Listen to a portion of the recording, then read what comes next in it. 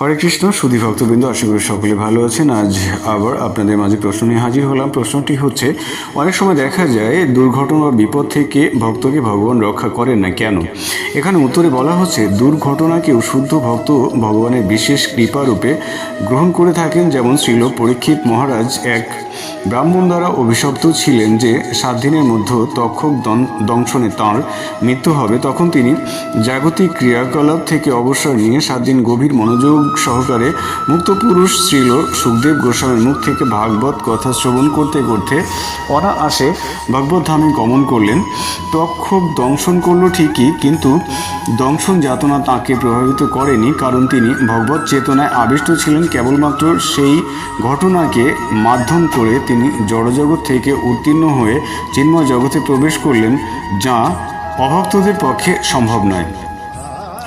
ভগবান এমন করতেন যাতে তক্ষক কিছুতেই পরীক্ষিত মহারাজকে দংশন করতে না পেরে একেবারে পালিয়ে যেত। তাহলে আপনি হয়তো মনে করতেন যে ভগবান ভক্তকে রক্ষা করলেন।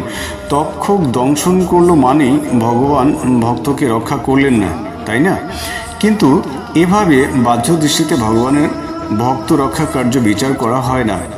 অনেকের ধারণা এই যে ভক্ত হলে তিনি আর কোনো প্রকার দুর্ঘটনা বা বিপত্তির সম্মুখীন হবেন না, কিন্তু তা ঠিক নয়।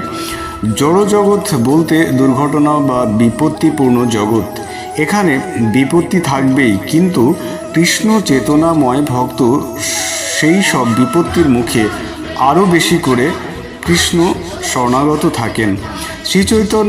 শ্রীকৃষ্ণ চৈতন্য মহাপ্রভুর নির্দেশ, দুঃখে থাকো সুখে থাকো সদা হরি বলে ডাকো।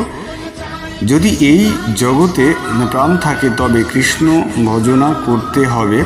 প্রাণহানি হলে কৃষ্ণলোকে ফিরে যাবেন। এটি ভক্ত জীবনের মুনাফা। আশা করি প্রশ্নের উত্তর আপনারা পেয়ে গেছেন। পরবর্তীতে এরকম ভিডিও নিয়ে আবার আপনাদের সামনে হাজির হব। ততক্ষণে আপনারা সকলে ভালো থাকবেন, সুস্থ থাকবেন। আর ভিডিওটি ভালো লাগলে লাইক, কমেন্ট, শেয়ার এবং সাবস্ক্রাইব করে পাশে থাকবেন। সকলের মঙ্গল কামনায়। হরে কৃষ্ণ।